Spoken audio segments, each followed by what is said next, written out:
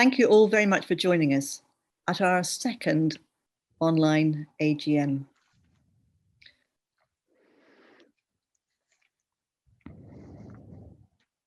I'm sure we're all getting a bit fed up with Zooms, so we particularly appreciate the support that you have for the Trust in coming and being part of our important annual general meeting. So thank you very, very much.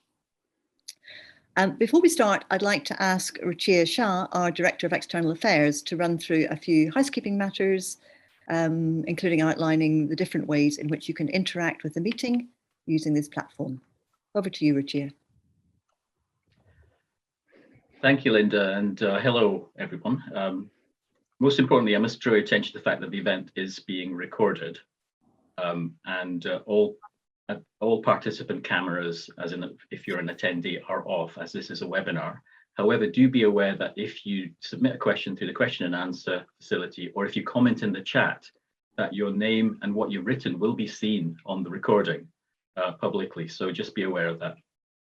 When it comes to the question and answer, please use the Q&A function at the bottom of your screens. There should be a Q&A tab there that you can click.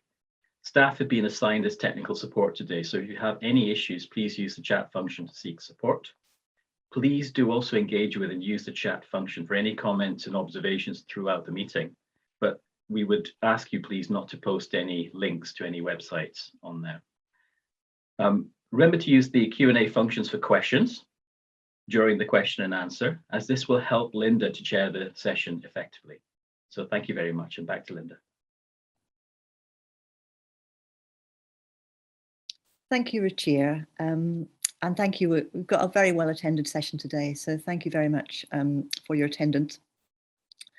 Turning to the programme for today, in the first part of the morning, we are going to have our formal business, and that will include an overview of the work the Trust has been involved in over the last year. It'll be followed by a preview of a film about saving Scotland's red squirrels. Then we're going to take a short break, and then Joe will be looking to the future, providing a presentation on that, and taking questions from yourselves using the chat function as Ruchir has outlined. We'll finish off with some footage, some very nice footage from Handa Island. And although we'll be drawing things to a close after that, there is an opportunity for a sort of informal group chat right at the end for those who want to stay a little bit longer and actually have some face-to-face conversation. So that's the overview for the day. Just to get us going, we're going to show a short film showing our top wildlife highlights of 2021.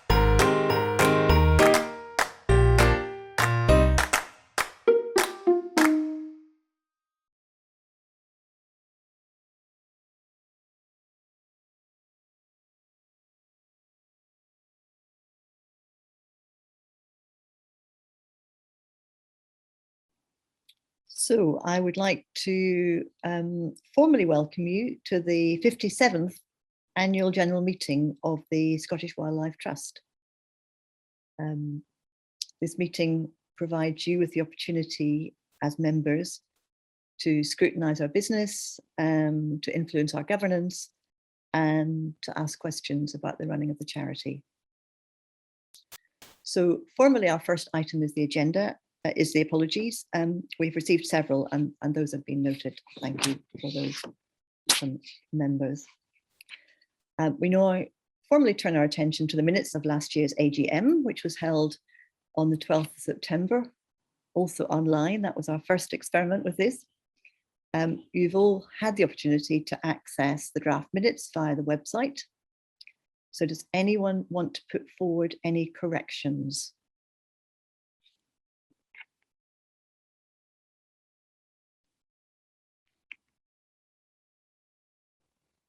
I'm seeing nobody putting forward corrections. So I now would like to ask for a proposer so that we can accept the minutes as a true record of last year's meeting. Could I have someone to put themselves into the chat saying they're prepared to propose these minutes?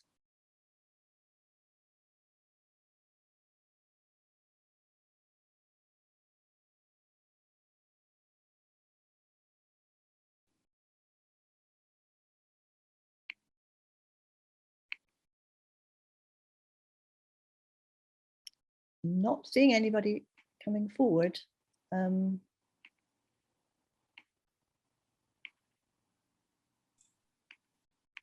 We've got a hand up, Linda, from Patrick Baird.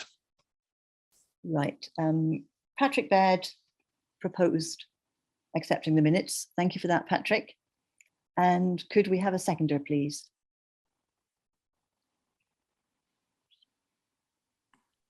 I can see a David Ross in the chat, Linda. Thank you, David. So David Ross has seconded that. Thank you very much, David. Okay, thank you for that. That concludes the business with the minutes. Senior management team have confirmed that there are no matters arising as a result of the minutes. So we now proceed to formally receive the council's report and accounts for the 31st of March 2021 year ending. I think looking back over the year from April 2020, it's been an absolutely extraordinary year. If you recall, at the start of the year, we were in deep lockdown, only allowed out of our houses for an hour a day. We then had some relaxation over the summer, and then through to the winter, we were in lockdown again. So extraordinary times for a body such as the Trust to be fulfilling its mission of conserving Scotland's nature and connecting people with nature. I find, as this was my 4th year, that it was a very busy year and a very challenging year. The staff certainly had a lot to cope with in all the changes and all the difficulties of working across such extraordinary circumstances. I'm very proud to say that the Trust rose to the challenge, and I would like to record my very sincere thanks to Joe and to the staff team for the way in which they responded. And I'm going to now go through some of the main things that were achieved despite the circumstances of this difficult year.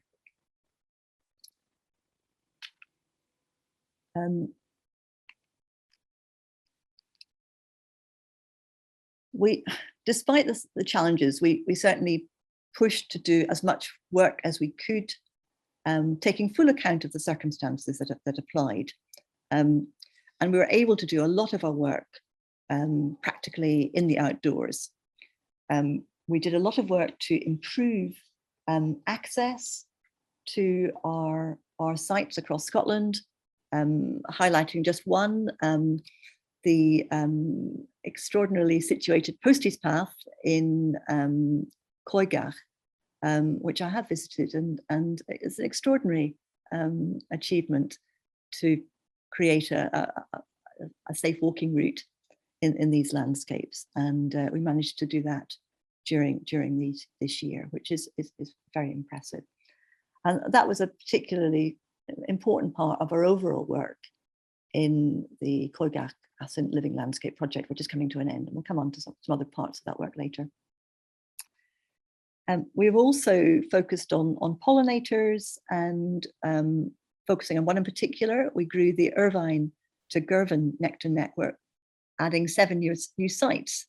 And in that work, we were working very closely with partners and landowners. Talking about partnerships, we have been for a long time very concerned about agriculture in Scotland and keen to push for strategic change in terms of how farmers look after Scotland's land. And we were very pleased that we've been able to deliver, in partnership with NFUS Scotland, a Champions for Change project in which we are, in a very practical way, looking to promote change in addressing the nature crisis through what farmers do. And that builds on the policy work that we've been doing. And one of the things we very much welcomed is in Programme for Government is how the government now is starting to explore change, not far enough yet as we wish, but certainly we're very supportive of what's going there. And the practical working with the NFUS is a key part of that, demonstrating change, what can be done and what is needed. To support biodiversity in our reserves, one example is we've completed 2 new sand martin banks in 2 of our reserves to facilitate the breeding of sand martins, which is a long distance migratory species. In terms of policy, we've developed our ask on fisheries, again, a key part of Programme for Government, where there seems to be some progress. And we've set forward a whole series of recommendations, which I think have been influential, which we see as essential for the future of Scotland's fishing industry.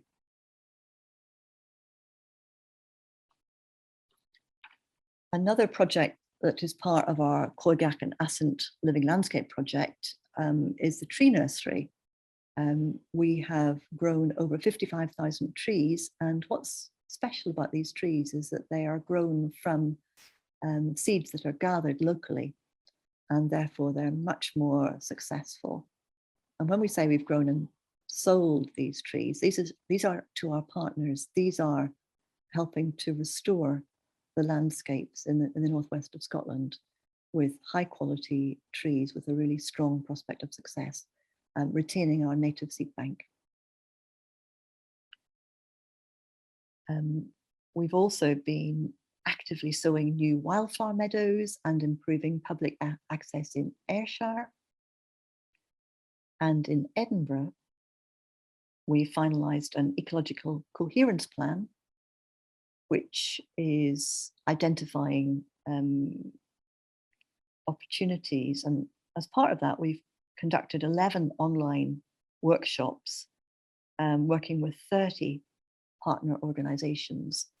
And as an Edinburgh resident myself, you can certainly see the outcome of that in terms of a change in what you see in the green spaces around Edinburgh. That's certainly coming to fruition. People are always interested in our flying flocks and flying herd. So again, these have been active this year. We implemented a conservation grazing regime on 18 trust reserves, and in the particular one that's featured here, Peters Hill Wildlife Reserve, we achieved noticeable improvements in the grassland habitat following the grazing sessions that we instituted. We're able to do an awful lot more online, so we're very active online. We launched a new online learning zone, and that set out activities that young people could do during the COVID restrictions. We had over 48,000 visits to that learning zone. And I think it supported a lot of young people and families during the particularly difficult times, showing people how they could stay connected with nature. We've worked on tackling the never-ending problem of non-native species and removing a whole variety of species from Spey Bay and other sites. We've been actively working on restoring lowland peat bogs in 9 of our reserves, and we're also working strategically as part of the IUCN peatland programme, which we host and are on the board of. So a hugely important area of our work. We'll be seeing a bit more about squirrels recently, but we have received this year, perhaps people are showing how much more engaged people are with nature. We have received a record number of sightings during our Great Scottish Squirrel Survey, more than 3,000.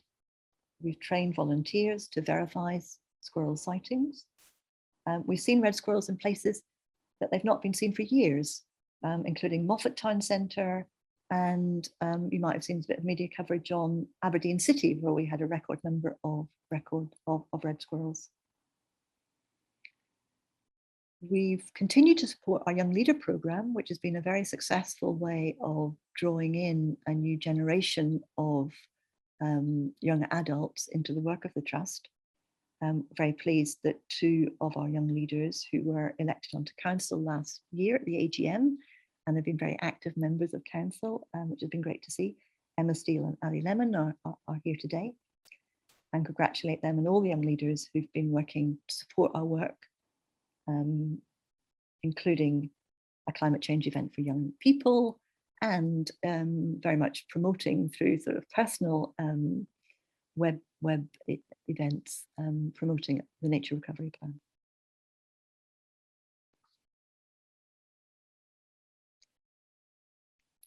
A bit of positive news against sometimes rather doom and gloom about seabirds. We've seen positive trends for breeding seabirds on Handa, which we monitor every year. The highest population of gillibot seen on the island since 2004, and increased number of Arctic skua nests, which is very welcome. Our online wildlife webinars, which a number of local groups were very active in delivering and being part of, were hugely successful. And that was a really positive that came from the pandemic, and people's engagement. Were able to host a number of really high quality and very well attended events, which was good. We completed the Scottish Beavers Reinforcement Project, bringing in new beavers, which is work that we've been involved in together with the zoo for a long period of time. At the break later on, we're currently candidates for the Nature Champion of the Decade award, and at the break later on, we're putting up the link for that. So hope for votes acknowledging the success of the Beavers project.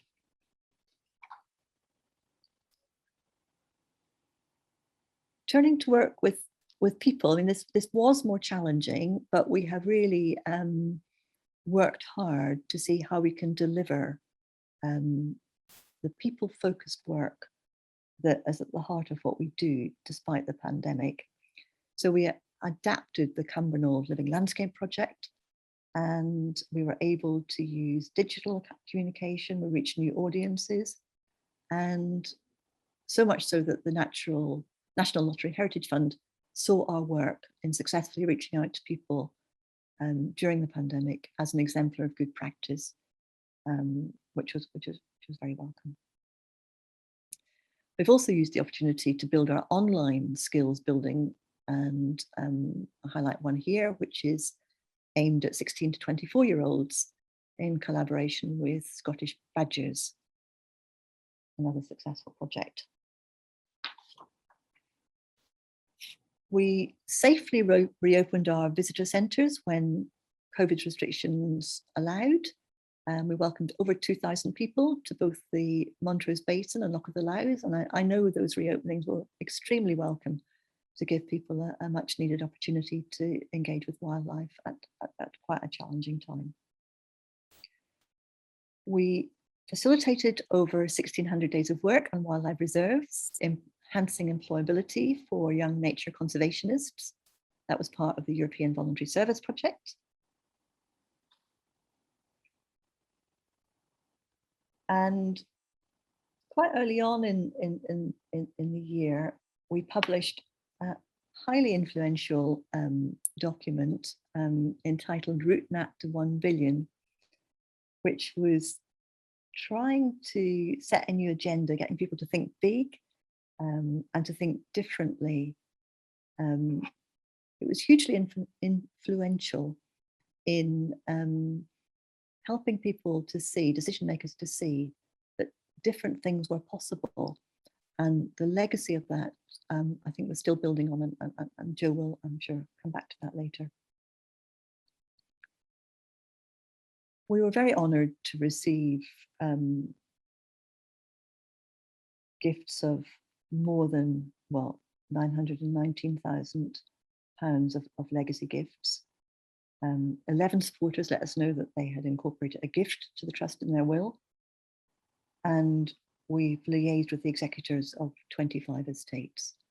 And all that is hugely important to the financial security of the trust going forward.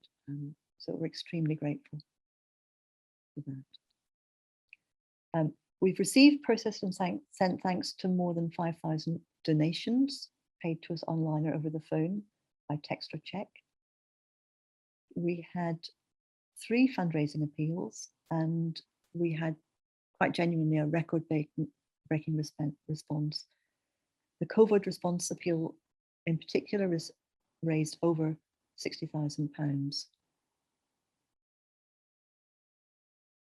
So in difficult times, we very much were so grateful to our members and supporters in showing their trust in the trust.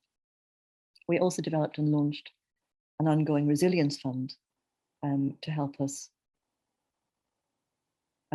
looking forward to respond to climate and biodiversity emergencies. So very many thanks to all of our founders for their continued support of our work. There are many to mention them all, but we highlight particularly the People's Postcode Lottery, the National Lottery Heritage Fund, the Esme Fairborn Foundation, FIDRA and Nature Scott, as well as our long-standing Platinum Corporate member, Albert Bartlett's. So thank you. The deepest thanks on behalf of all of Council and the staff team to you, all our members and supporters. All these achievements that I've outlined are because of the support that you give us, both financially and by your membership and by your involvement. Thank you. These achievements would not be possible.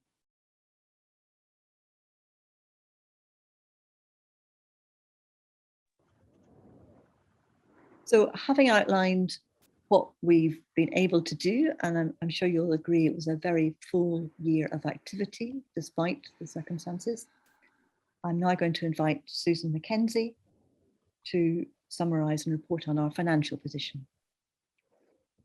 Thank you, Linda. Good morning, everybody.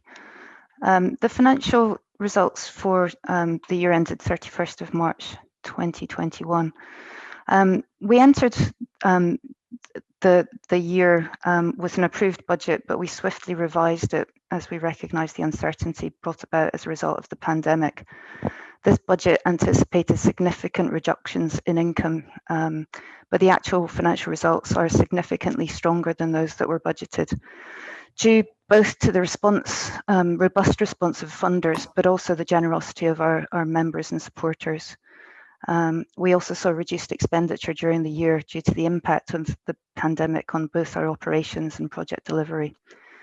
Factors which affected us during 2020-21, visitor centre closures and the limited ability to hold events due to the restrictions.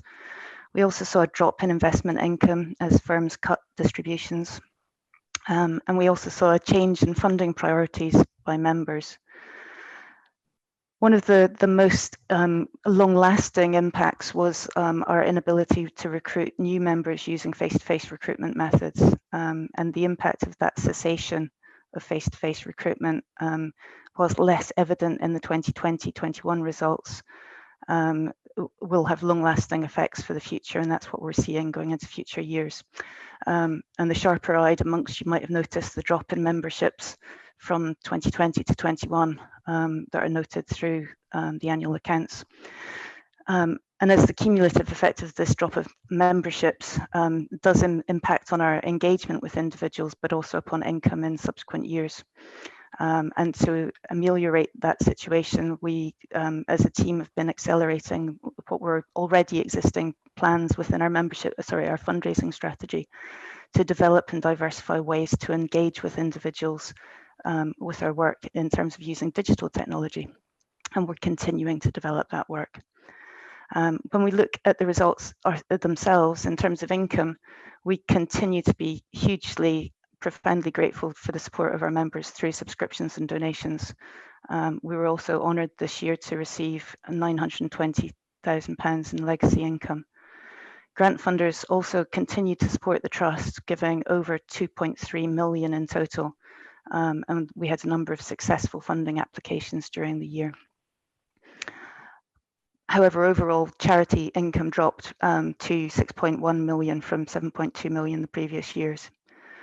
There were particular delays in some of our project work associated with lockdown and the associated restrictions on activities.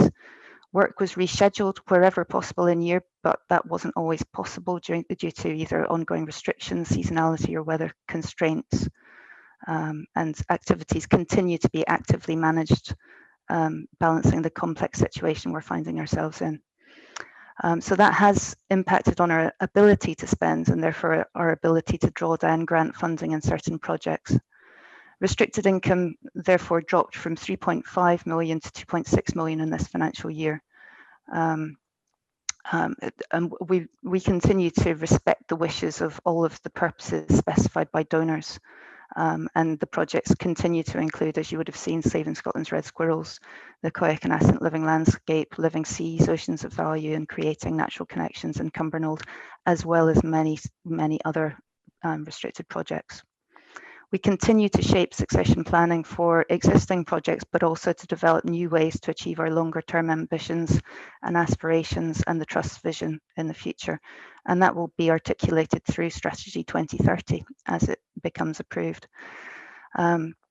Unrestricted income continued to be strong at £3.5 million, a decrease from the previous year. The end result was that we had an increase of 1.3 million against unrestricted reserves and a downward movement of 433 in restricted reserves. Free funds at the end of the year are slightly above the target range as set by Council, and that continues to guard us against the accustomed financial risks. So those are set out within our reserves policies and might include fluctuations in legacy income from year to year, as well as other unexpected income or expenditure events. At the year end, Council also approved the creation of an additional designated fund. The intention of that was to support the Trust financially whilst it recovers and transitions to a post-COVID environment. And coming into this financial year 21-22, we're looking to draw down on that financial resilience designated fund. As we have we see deficits in the years ahead, reducing deficits, but deficits nonetheless. If we look at the balance sheet year on year, the investment portfolio increased at the year ends. In March 2020, investments had slumped because of the pandemic, but they increased to 5.3 million at the year end. As I said, the free funds balance is just over the 1.3 million, which is just above the agreed target range for financial reserves. and our designated reserves total 3.3 million and continue to be kept under review. Trustees and staff continue to proactively manage the activities and finances of the Trust so that we can ensure that we continue to deliver the long-term vision of the Trust to advance the conservation of Scotland's biodiversity for the benefit of present and future generations. But I reiterate that would not be possible without the continued support from our members, funders and supporters, to whom we remain grateful. So thank you very much indeed.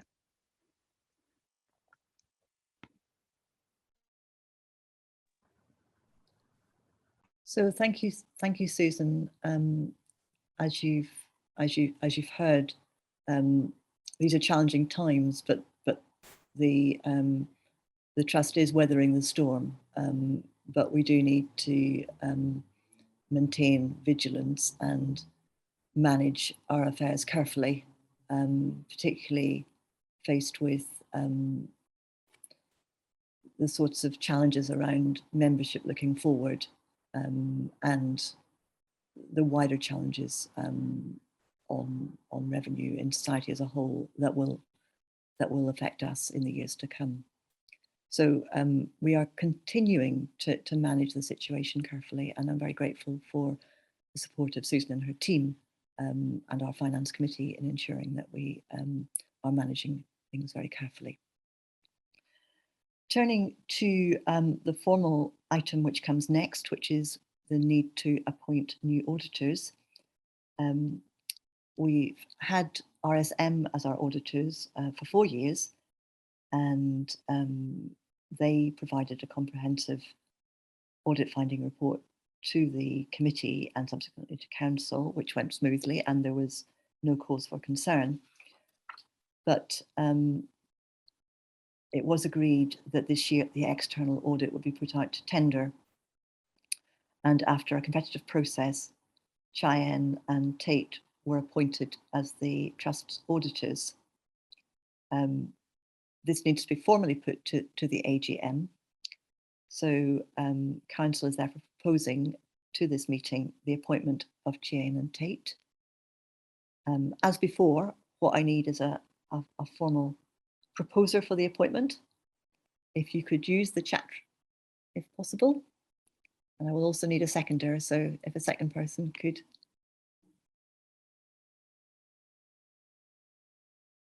Come on in.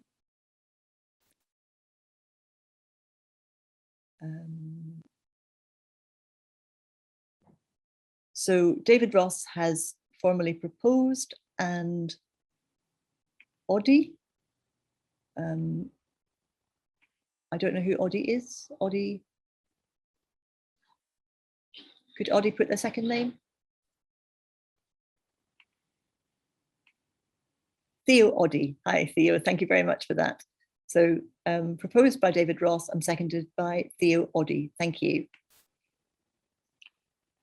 Now it comes to the next item on the formal agenda, which are the results of the council election.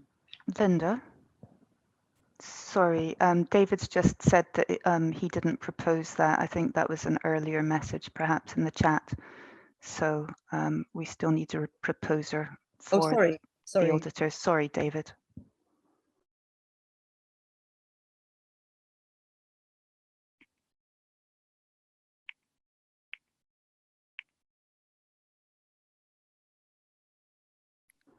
So Robert Gorsinski has proposed.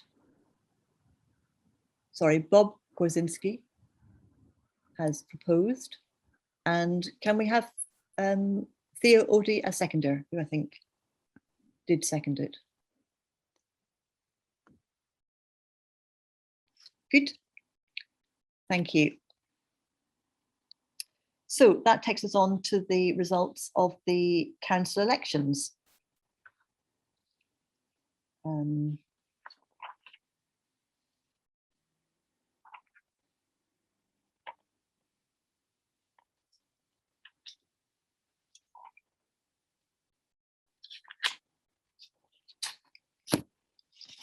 now I have a problem because that page is missing from my script, so I will need to quickly locate it.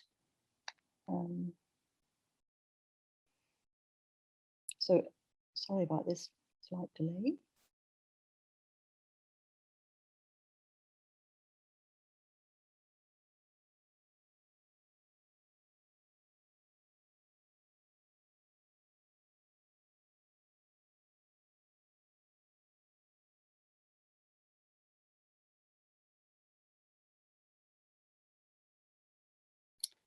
So the results of the council election, a number of trustees have reached the end of their elected term today.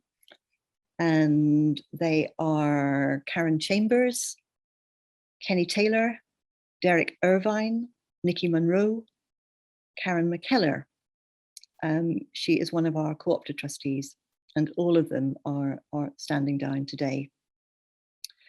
Karen Chambers was elected to council in 2012, and for 6 years she has been vice chair for local groups and Wildlife Watch. She has had a real passion for the interface between people and the environment, and I think was the perfect choice for the vice chair groups. And she will have, her boots will be hard to fill, I think is the way of putting it. Kenny Taylor, who I think is here today, was elected to council in 2014. And for 3 years, he's been vice chair of Conservation Committee. Kenny has had a very long involvement with the Trust and a huge passion, knowledge, expertise in ecology and conservation matters, which have been really, really helpful to the work of the Trust.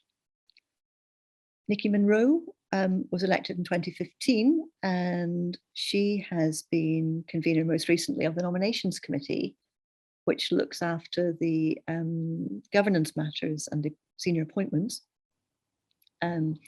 She has showed a real passion for natural heritage and a real diligence of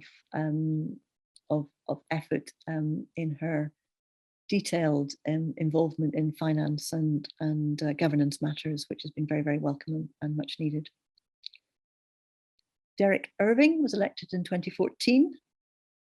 As a qualified ecologist, he brought wider environmental policy knowledge and his involvement in projects in Scotland to the Trust, which has been very welcome.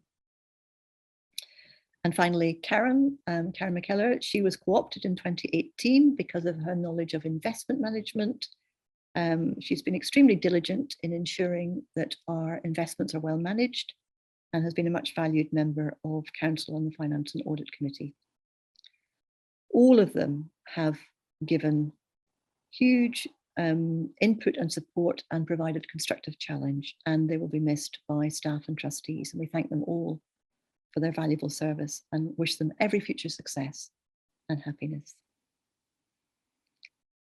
Standing for re-election in 2021, we have a number of individuals who have already served the Trust for 3 years. The following individuals are in that situation: Tim Duffy, John Morris, Anthony Robson, and Jane Stewart-Smith. And we also received 2 nominations to council this year: Julian Caldecott and Chris Arnold, standing for election. The election result is that because the number of individuals standing was less than the vacancies, all the individuals standing for election and re-election are therefore elected to council. So congratulations. And a very warm welcome to our new members of council. I very much look forward to working with you both. And we greatly appreciate those who have stood for re-election and providing us with continued and much valued support. So thank you for that. The election more straightforward than some other years. So we now turn to our final item in the formal agenda, which is to do with our Articles of Association. We modernised our Articles of Association in 2018, and although the revised articles have worked extremely well, there's a small number of largely technical tidyings up that have needed a bit of looking at just because of the experience of using the revised articles. And I'll just run through the details of that. So firstly, we're asking members to approve amended wording to ensure clarity in the role of the company secretary and the scrutineer within the voting procedure. This was just a technical matter, it needed a slight tidying up. Secondly, in order to carry out due diligence ahead of any election to council, to add the wording, council will make arrangements ahead of any election to ensure that candidates are suitably qualified, experienced and eligible to act as trustees, and that there are no unassailable conflicts of interest. And that's simply just to tidy up the arrangements for people standing for election. And finally, to add as new articles, explicit power for the trust to call meetings by a variety of means, by electronic in multiple locations and by a mixture of both. Again, the pandemic showed that we needed to just slightly tidy up our wording in terms of our powers on that. So can I now please ask you to vote in the poll appearing on your screen? And that is that the Articles of Association are amended.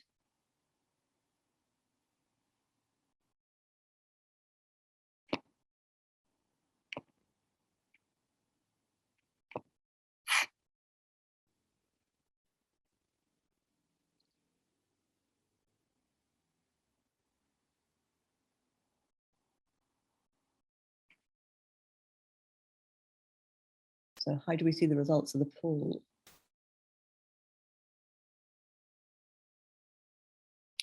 Excellent. We have 100% agreement. And thank you. That confirms approval of the special resolution. Thank you very much. So no notification was received of any other formal business. So I can now formally close the 2021 annual general meeting, and thank you all very much for your engagement and involvement and support.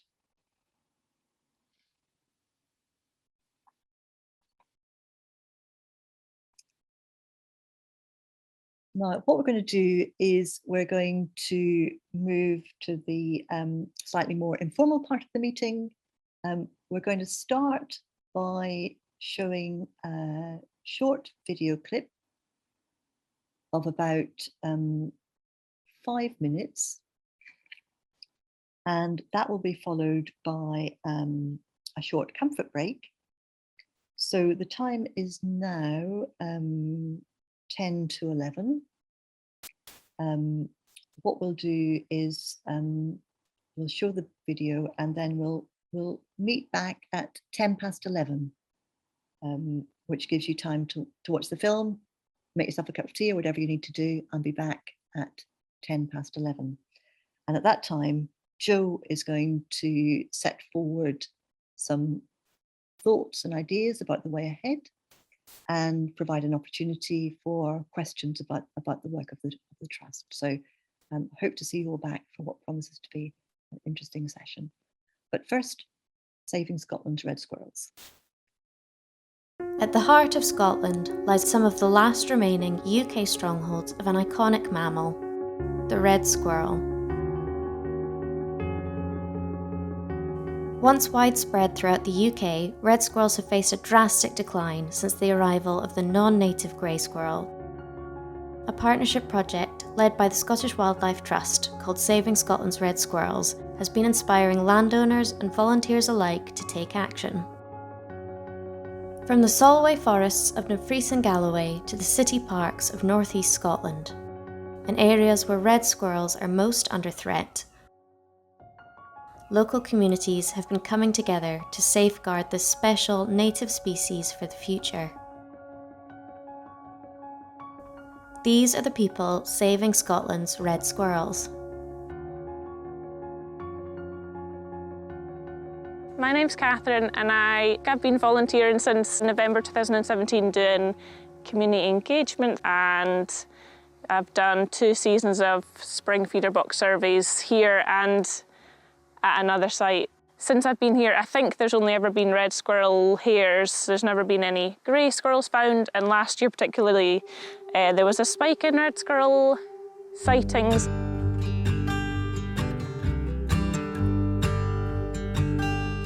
So I'm Sarah Cooper. I'm the Community Engagement Officer for Saving Scotland's Red Squirrels in the South East. And the main part of my job is looking after volunteer networks. The volunteer groups and networks do all sorts of different things to help red squirrels in their area. For example, I'll help them with raising awareness, doing squirrel surveys to see what sort of squirrels they've got in their area, and grey squirrel control, any sort of admin tasks. So there's a huge range of things that they do. And I think the most rewarding part of working with the groups and networks is empowering these local communities to look after their local red squirrels. So I started volunteering with the project, I think about 10 years ago when it was in its infancy here. And at the time, I think I was the only volunteer in the sort of Peebles area.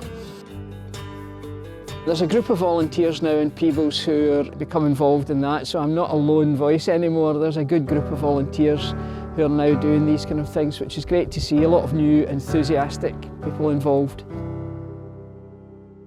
So I'm Victoria Channon and I'm the Assistant Conservation Officer in the South West. I would say across the whole of the region we've had reports that more and more reds are being seen and less greys.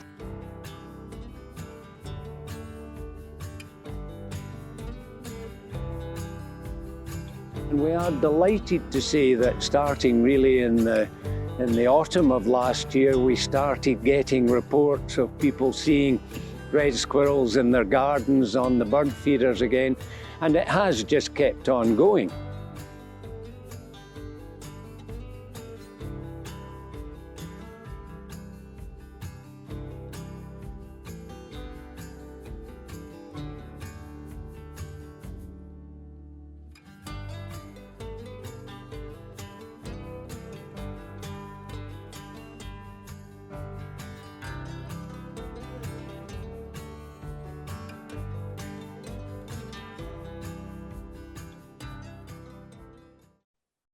Great, that's hugely impressive. It's great to see the impact of hard work over a long period. So please be thinking about your questions for Joe and the team about the work of the Trust. Feel free to ask anything that's on your mind about the work or about our finances or about anything that's in your mind at all. And see you back at 11:10. Welcome back, everyone. I hope you got your cups replenished and are ready for the next part of the session. We are going to hear from Jo first, her thoughts for the future. And after that, then there'll be an opportunity for some questions, as I said. Please put your questions in the Q&A section. I notice we've got 2 already, which is great. So if you'd like to add to those questions, then that's what we'll turn to after Jo has spoken. But first, over to you, Jo, our Chief Executive, looking ahead. Thanks very much, Linda, and I'm delighted to be here today with all of you. In the next 10 minutes, I'm going to offer some thoughts on the theme of looking ahead. And I'll begin by saying something about the current context. I believe that very often the clues to what lies ahead often lie in what's currently happening. I'll go on to talk about what nature's recovery might actually look like. What does that really mean? And then finally, in terms of what the Scottish Wildlife Trust is going to be doing to play our part in nature's recovery during the decade of ecosystem restoration as designated by the UN. In terms of the current context, we've had a lot of conversations with all sorts of people internally, externally, and across the wider Wildlife Trusts movement as part of the discussion around our evolving strategy 2030. And hopefully many of you will remember that in the March magazine of Scottish Wildlife, we invited members to send in their comments, and we were really, really grateful for those thoughts in the early shaping of the strategy. And we've agreed that there are three key things driving everything that we need to focus on in the coming decade. And those three things are, first of all, the nature crisis. We're seeing an unprecedented decline in biodiversity. Secondly, the inextricably linked climate crisis, and we know that we need to tackle these two things together. And finally, we have the disconnect between people and nature. And to illustrate what we mean by the disconnect between people and nature, I just wanted to share with you something that I came across in the press this week, which struck a chord with me. It struck a chord because it illustrated to me how we seem to have forgotten that we're part of nature and that nature is our life support system. I'm going to anonymise it a little bit because I'm not in the business of naming and shaming. It's a local authority. It's in Scotland. It could be anywhere in Scotland. And it's some comments from a couple of councillors regarding a decision that the council took to stop cutting the grass as frequently.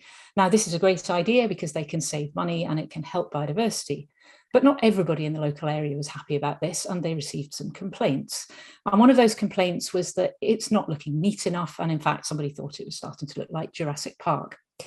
So one of the councillors responded like this. He said, biodiversity is all right in some places, but this is not the place for it. It's a bad advert. It's not just local TV, but international TV that comes here. We need to have another look at this and look at what we can do. It's ridiculous to think that we're going to accept this. Now, fortunately, there was another councillor there, and his response was, you've trumped your own card there. Biodiversity is not okay in some places. It's something we must grasp all over. I'm getting my ears bashed on both sides, the Bowling Green grass people and the people who don't want us to cut at all. We have to listen to what everyone says and what the wildlife says, and I'm listening very loud to the wildlife. Now, it's great that we have illustrated there, on the one hand, the disconnect between people and nature, and the optimist in me really hopes that we can reach people like that councillor. I want to have a conversation with that councillor and say, how can we actually encourage you to look at this differently and become a champion? Wouldn't that be incredibly powerful? But also we have champions that are already standing up for nature at a time when it's so desperately needed. So when it comes to the nature crisis, I want to show you this slide, which I particularly like, if it will advance, which was put together by a coalition, an international coalition of organisations, and published in April this year. The organisations behind it, there's too many to list, but WWF International, BirdLife International, the World Resources Institute, the Nature Conservancy, among others. And they got together to try to simplify what we have to achieve by 2030. And essentially, this is about creating a new global goal for nature, being nature positive, reversing the decline of biodiversity by 2030. They go on to look ahead even further to 2050, where they aspire to see a full recovery of nature, which I know that we would all support. So I think if we had to summarise the strategy 2030 that is evolving within the Trust at the moment, the key thing is that we need to get as many people as possible behind the effort to reverse the loss of biodiversity. Now, the climate crisis is obviously something that we see increasingly on our TV screens, the wildfires, the terrible flooding. We know that climate change will have a negative impact on wildlife, and it will have it's sometimes unpredictable impact on wildlife. But we also know that by helping nature, by helping to protect and restore nature, our peatlands, our woodlands, the marine environment, and more, will simultaneously help to tackle the climate crisis. So I want to just take a moment to talk about what nature's recovery might look like. And I spent a little while looking for some images, and I thought, wouldn't it be fantastic if I could just present you with a picture of what nature's recovery looks like in the context of this decade, this pivotal decade for biodiversity. And I realised that I don't have that picture, but I think that you do. And I'm just going to invite you to take a moment. You can close your eyes if you like, because we can't see you, and just think of a place in nature. It might be your own back garden. It might be a place that you love. It might be a place from your childhood. But I want you to just think about what nature's recovery means to you. What is going to change, or what are we going to protect that is so precious to you that it represents the decade of ecosystem restoration, and what you see here on this graph. And you can look ahead 100 years beyond the time when any of us are here, or you can look ahead to next spring when new shoots spring up. You can look ahead to 2030. You can look ahead to tomorrow when you're going to walk in your favorite woodland. And what I think is that those images that you've just conjured up, that is what nature's recovery is about. Nature's recovery is about all of those things that you've just pictured. And the point is, we've got to have this collective vision and get behind this collectively to tackle this issue, because none of us can do it on our own.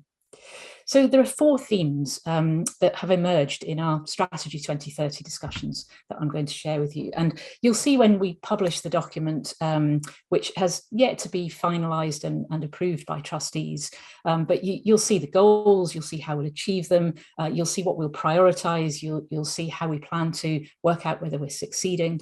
But this is the bit about what we're actually going to do. So the first of the 4 is about our own wildlife reserves.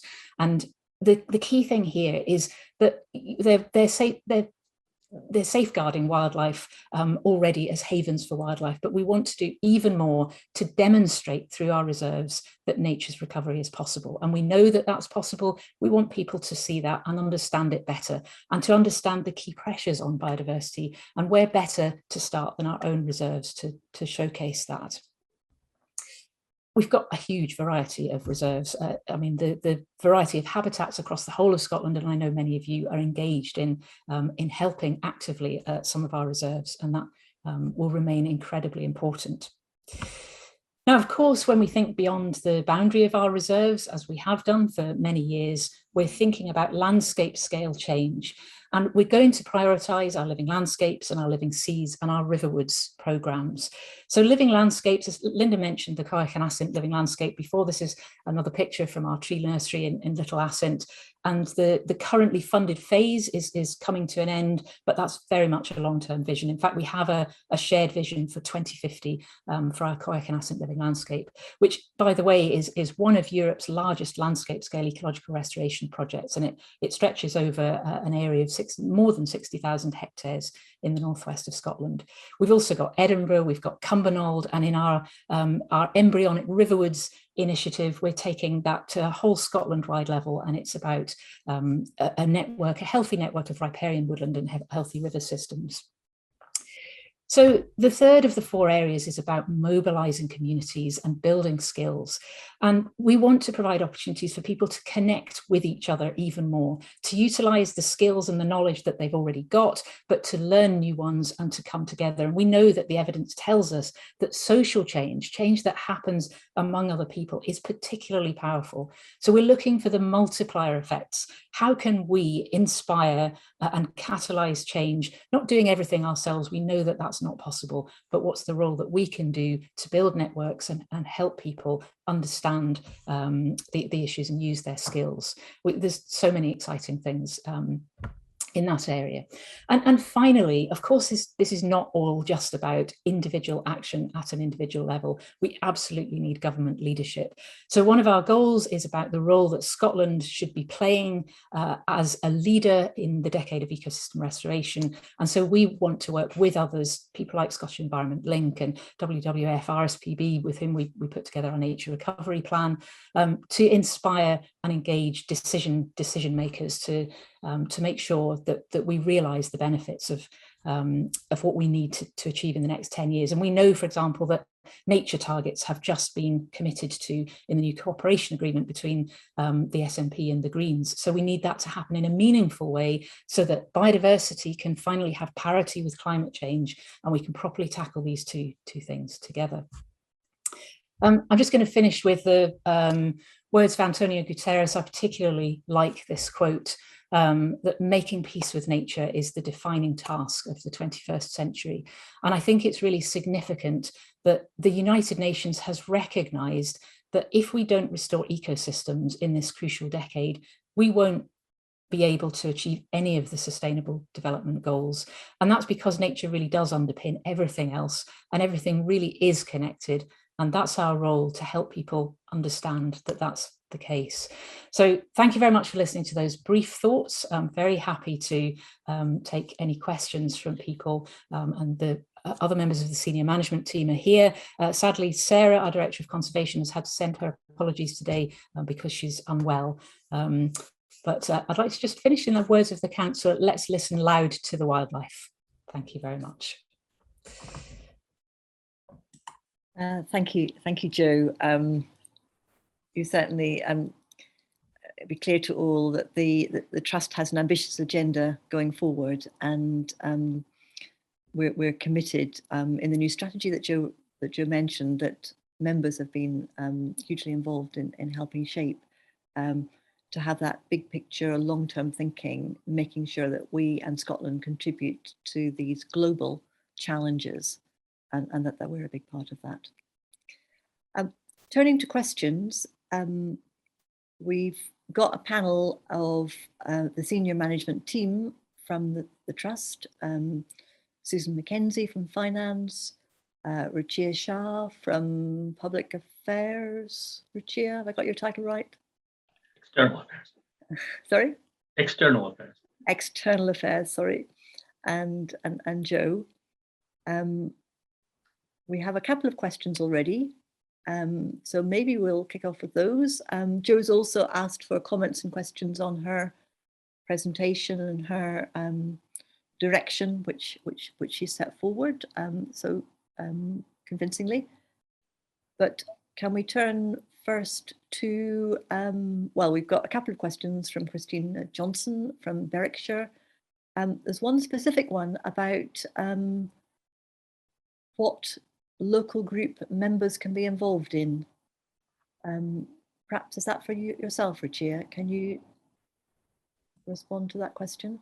Yeah, it's a very good point, actually. I mean, at the moment, the way we do this is, if you're in a certain area, then you get. Sorry, maybe you just rehearse what the question is, so that maybe people. Oh, sorry. Yeah. So the question is saying, it's Christine saying that from her local group in Berwickshire, would the Scottish Wildlife Trust be able to advertise to members that they can choose which group they are allocated to?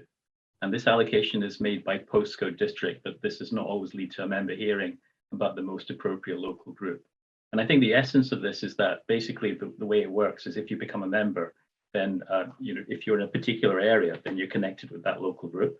But there might well be opportunities for you, or there should be, or there could be opportunities for you to connect with local groups that might be in a different place than where you currently live. I mean, you might be working in another area where you're also taking an interest in the natural environment in that area.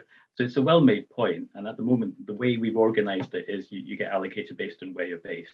But we can certainly look into this and see if people from different parts outside the area covered by the local group can still join that local group. We'll obviously need to talk to the local groups about this as well, but it's definitely a very well-made point.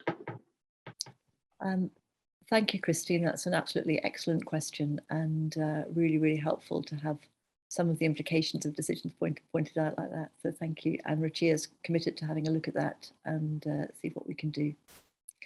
The second question, also from Christine, is about red squirrels. It's about the future funding. So sadly, as Jo said, Sarah can't be with us because of illness, who might ordinarily have taken this question. So I'm not sure if either Jo or Susan can give us some. I'll take that one, Linda. Yeah, no. What I would say is that in Sarah's absence, what we can commit to doing is if there are any questions that we can't follow up with from the existing panel, these things will happen. People will become ill. We can follow those up subsequently since Sarah's not with us. But if Jo's able to take this question, that would be good. Yeah, absolutely. Apologies in advance for not being in a position to provide as good a quality an answer as Sarah would, because I know she's engaged in a lot of discussions about this at the moment. So, so the question regards the future of Saving Scotland's squirrels. Christine has asked, can you tell us a bit more about the future funding for Saving Scotland's red squirrels? Is it the funding for the Developing Community Action that finishes this year? So yes, it is the development, it is the funding for developing community action that finishes this year, but that currently encompasses the whole of the Saving Scotland's Red Squirrels project, including all of the volunteer hub, the squirrel sightings, obviously the practical grey squirrel control, and everything that we're doing with community groups. So the next phase is unlikely to be as large in staff numbers as the current phase, but there are active discussions underway with partners. So my understanding is on the National Lottery Heritage Fund side, I believe that there is some underspend that we may be able to use to extend some of the work in Aberdeen. So the work in Aberdeen is going extremely well, but we need a little bit longer to finish that. So I think that's certainly one of the things that's currently being discussed. I know that all of the partners around the table are keen to remain involved, but I don't think we're likely to get as much funding. We certainly won't be able to access another new National Lottery Heritage grant for this project, hence the likelihood of it being a sort of scaled down version at the next stage. Clearly what we want to do is we want to make sure that we maintain the gains from the last 10 years, maintain the Highland Line, maintain the citizen science aspects, and obviously, you know, work with partners, people like Forestry and Land Scotland, you know, in particular, to ensure that actually grey squirrel control is happening on the land of public estates where it should be. So it's very much a live discussion at the moment, and I think it highlights also some wider issues about the future mainstreaming of tackling invasive non-native species, and this has kind of been somewhat of an exemplar of a project that has been cited by others, but how do we get that mainstreamed for the long term? So yeah, that's where we're up to at the moment, in summary. Thanks, Jo. I mean, these are hugely challenging issues around project money that is short term, working with volunteers where you're trying to leave a lasting legacy, hugely challenging to create the place that you're ensuring that the work continues. And Jo's outlined exactly how we're trying to tackle that at this moment. So again, if I can encourage people to put questions in the Q&A, I think there's an upvoting system as well. If you particularly like the question, other people can put a thumbs up by it. So we can get questions coming to the top that are particularly popular. I'm pleased to see there's quite a lot of questions coming in at the moment. So the one that's got the most votes is, and a lot of them are about new species. So the top question at the moment is from Mike Rutherford, and it's about the reintroduction of mammals, which I think is probably for Jo again in Sarah's absence. Yeah, Sarah would have been brilliant answering this one, actually, particularly as even before Sarah joined the Scottish Wildlife Trust, she worked at the Royal Zoological Society of Scotland, with whom we obviously worked very closely as the two lead partners on the Scottish beaver trial.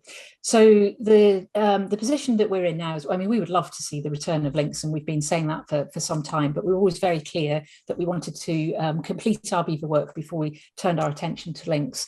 What we'd like to see, though, is that led very much at a community level. So there are things that we can do in pulling together some of the evidence base, and we're about to embark on a piece of work in the coming months. But we would like to see that very much sort of owned and led at the community level.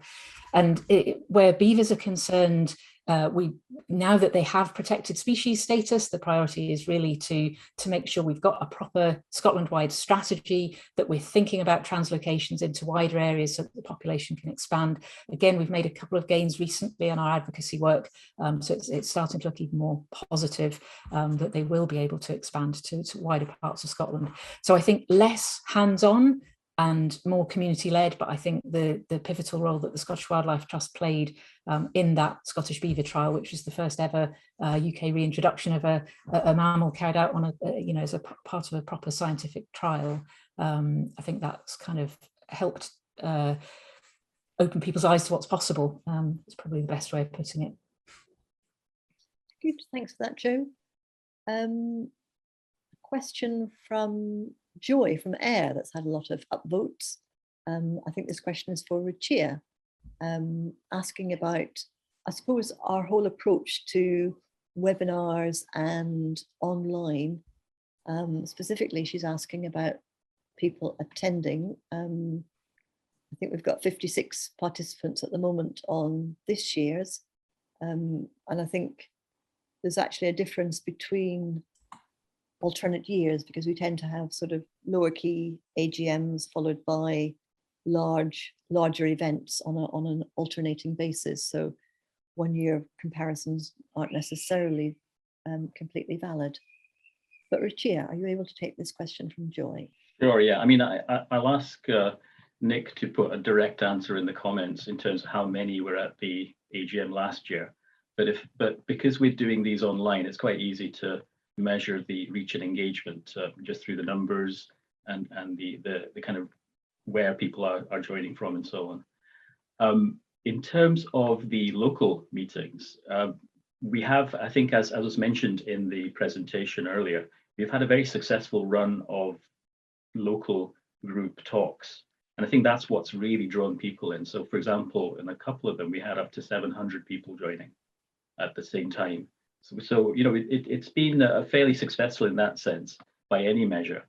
Having said that, you know, it will be different for different events. For AGMs, you know, you have you won't necessarily have the same level and number of people that you might have for a talk on reintroduction of links.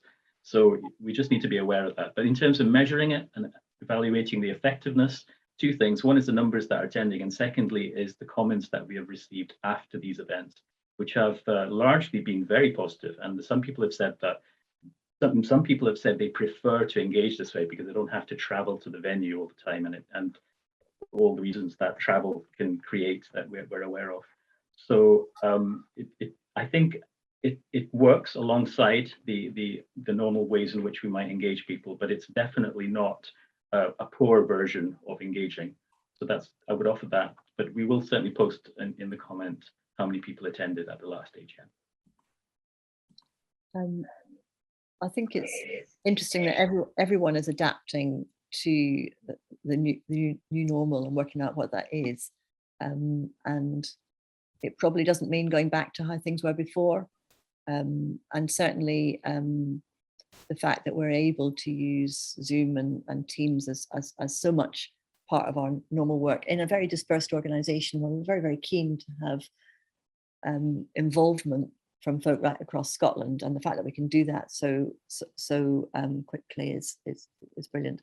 But I am picking up a bit of Zoom fatigue and folk missing the in-person encounters that go along with meetings. So interested in any further comments from yourself, Joy, about what your views are on the relative merits of different approaches. Okay, so again, we have another question on reserves, Jo, from Alison Smith, asking about plans for taking work on the smaller reserves. Yeah, no, it's a good question. So at the moment, what we're trying to do is work out the best way of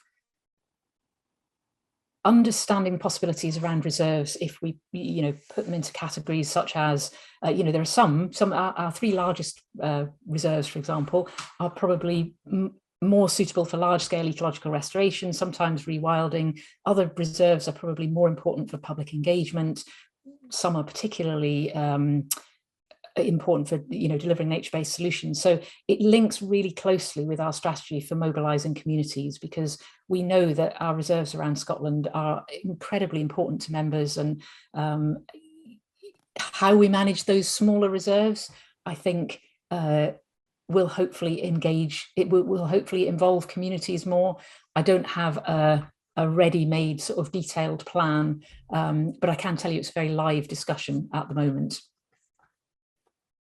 That's probably not. We're going to be doing a piece of work to actually bring in somebody external to help us think about how we unlock the huge potential of our reserves. We've got 116 reserves around Scotland. They're all really, really different. And at the moment, there's a lot of work that needs to be done, complying with all sorts of things like health and safety, making sure that the paths are safe for visitors, dealing with neighbouring landowners and so on. What we'd love to be able to do is more ecological monitoring, get more people from the local community engaged, and as I said before, kind of using those reserves more to demonstrate nature's recovery and to help people understand the key pressures on biodiversity. So it's a very live discussion. Thanks, Jo.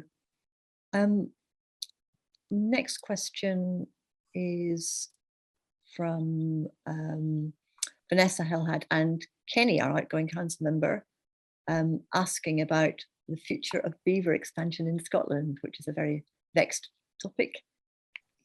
Jo, can you? Yeah, so I mean, I'm not a specialist in the sort of the real detail of where translocations are a good idea and where they're not, because I know that there are welfare issues, for example. It's not a straightforward thing. I know that Nature Scot are, looking at all sorts of experimental ways in which you can mitigate the localised negative impacts to make it more possible for the Scottish Government to allow beavers to extend beyond their existing range. All I can say is it seems to be edging in the right direction, in that up until quite recently, I think the Scottish Government was steadfast in that, no, we weren't really going to allow beavers to extend beyond their sort of current range, because there are too many conflicts with farmers in that. Obviously there was an illegally released population, which has been very different from the beaver trial that we ran.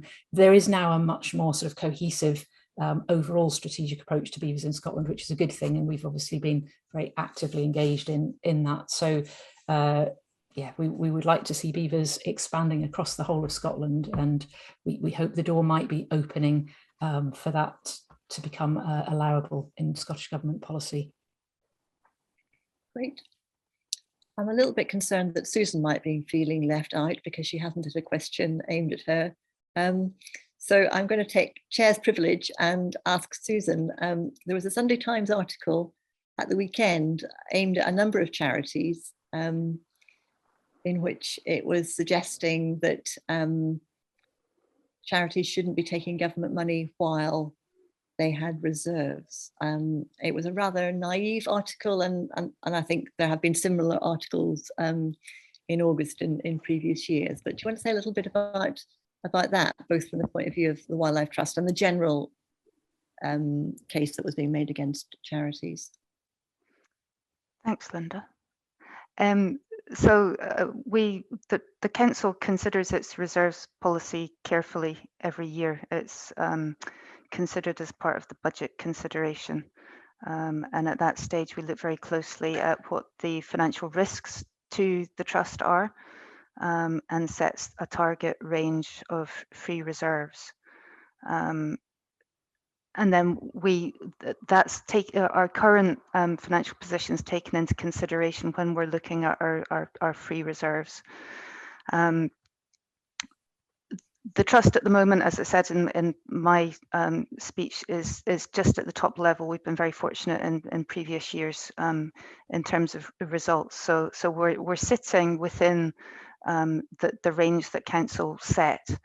In terms of our other financial reserves, we've got a range of restricted reserves, which are the funds that have been given to us for a specific purpose by donors and funders, and that will all be spent. That's earmarked for existing or future projects. The other aspect is in relation to what I mentioned earlier, which is the future position, and we do have designated reserves which are going to support us through the future difficult period. So when I prepare the budget and it goes to council for scrutiny and approval, that includes a 5-year financial forecast.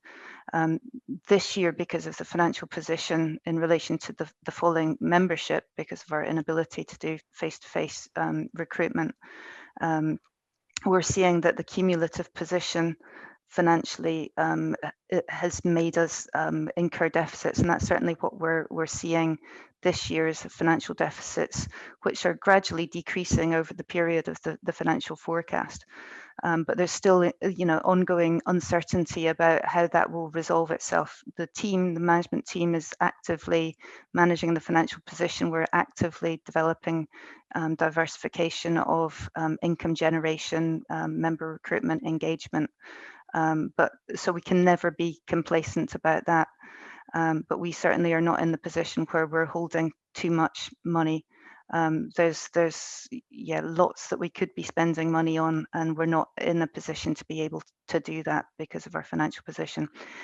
I did do a comparison with other charities, particularly focused on other environmental non-governmental organisations, and that was put to our Finance and Audit Committee last week, actually.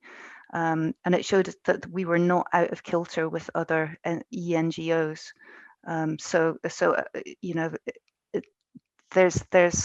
You have to make sure that you're getting that balance right between ensuring that you're spending the money that you've got to deliver the vision of the charity. That's paramount, but equally you have to make sure that we're there, that we're sustainable, that we're viable as an organization into the future. So it's trying to get that balance right, and I think it's fair to say that management team and council work very closely and challenge each other constantly about this, because we're desperate to be able to make the greatest impact for wildlife. And council are just trying to make sure that we're doing that, but equally that we're financially sustainable. Is that enough, Linda? You put it very well. I mean, obviously we have to have reserves, but equally well, we are not a wealthy charity with vast reserves, and we have to manage them very carefully. So thank you for that. Turning to questions from the audience, we have a question about the work with Scottish farmers. That's had a lot of upvotes. I think that there was quite a lot of interest in that. And I know this is dear to Joe's heart. I think Joe was speaking only the other day that this was one of the first things that you did in coming in as chief executive, was to establish a new relationship with the NFUS. Yeah, I mean, this sits in Richie's department, so Richie, feel free to sort of chip in here. But yeah, it was literally one of the first emails I sent on my very first day as chief executive to the chief executive of National Farmers Union in Scotland, and I said to him, look, if I was lucky enough to get this job, I'd already promised myself that this would be one of the first priorities. And we've developed a really, really good relationship with NFU Scotland. So the partnership is called Champions for Change, which was referenced earlier on. Where we've got to with it is the partnership began by, well, we had all sorts of ideas, for example, about what we were going to do in the Scottish Parliament. Before COVID came along, we were going to have an alternative farmers market. We had all sorts of exciting ideas. So that went out of the window, obviously, and we, the team sort of regrouped and came up with essentially a list of 3 big asks, joint asks to the Scottish Government, the top one being an ask for much better, greater clarity, which again is starting to emerge now. So then we moved on to a phase where we started to look at sort of really practical interventions. That's where we've got sort of like case studies and so on. Richie, I don't want to, I don't know whether you wanted to come in on any of that at all, given that it's happening in your team. They've been doing brilliant work. I suppose all I'd say is that, yes, we're doing this work jointly with NFUS and Champions for Change, which is progressing quite well now. I think the overall pattern that I've noticed since joining the trust over the last 2 years is there seems that there's always been a whole group of farmers who have been very switched on to tackling nature loss and realize that the assets that they are managing have a huge impact on that. And they have been very much interested in connecting and finding out more how they can make that difference. And what I would say is that their voices are getting stronger, I've noticed over the last couple of years. And I think that's a very positive thing. We do need government to continue to respond very positively to supporting farmers to do this. And clarity is quite a key part of that. So there are 2 things going on here. One is to support farmers who want to make this difference to inspire other farmers. And secondly is to put efforts and continue to put efforts into our advocacy with government to make sure there is clarity of how government will support farmers to do the right thing here as well. Thanks, Ruchia. We have a question from Mike Rutherford about pheasants.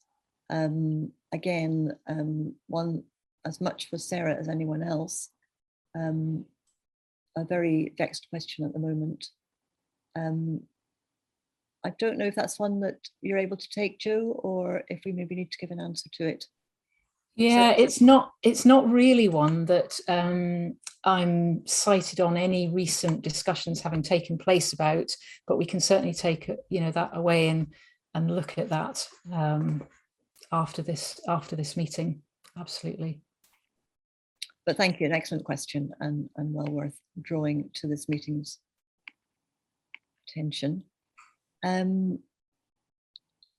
Other questions.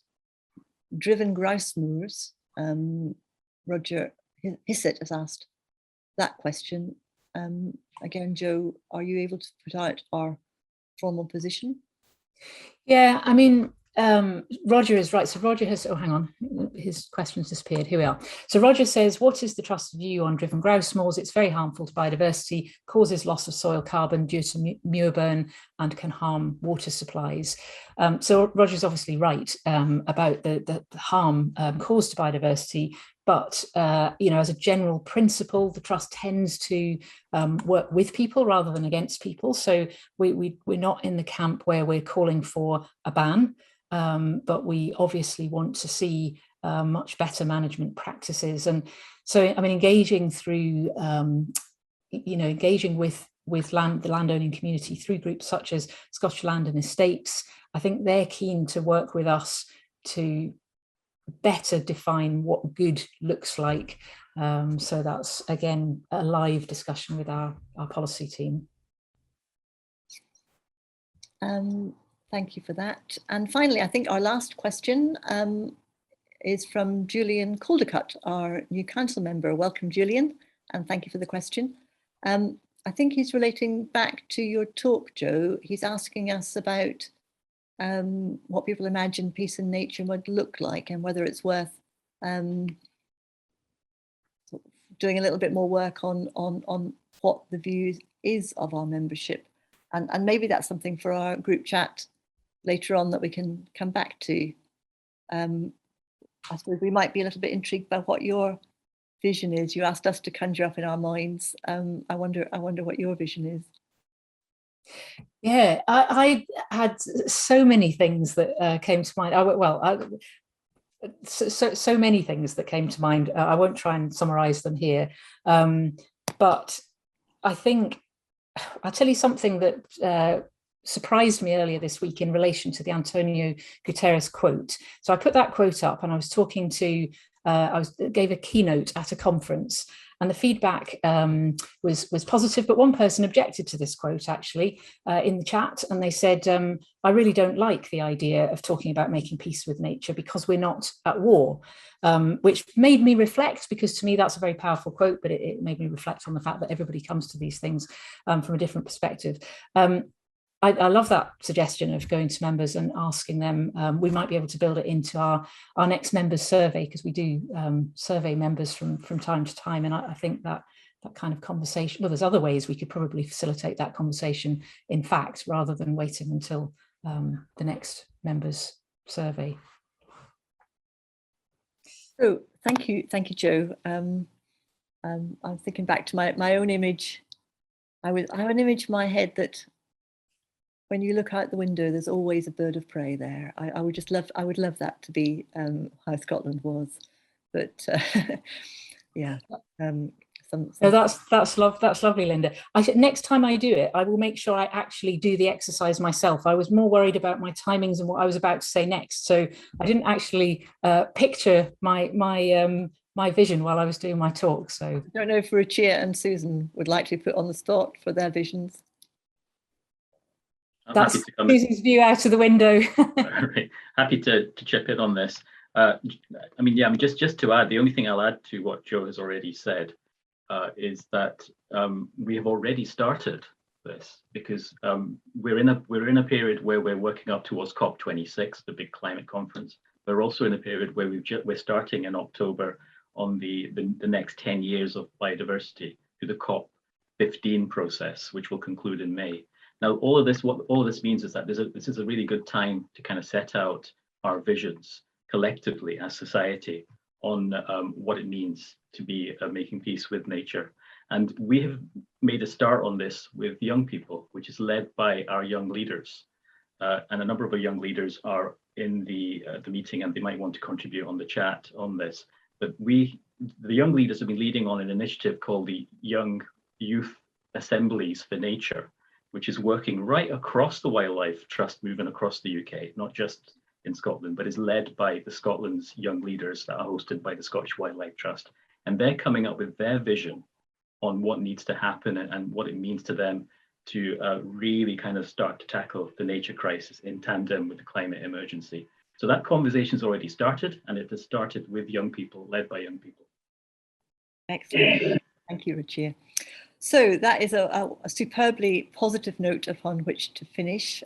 So thank you all for your questions and for the responses for the panel. And we take with us that spirit of hope, of belief that we can actually change the world, we can get to a better place. And thank you to Joe for inspiring us with your talk on the future. We're going to move on to have two short films. The first one is some footage that's been taken by our ranger in Handa. Handa is an island in the northwest of Scotland, and if you've never been there, you really must go. It's wonderful. But I think this footage from the ranger might help.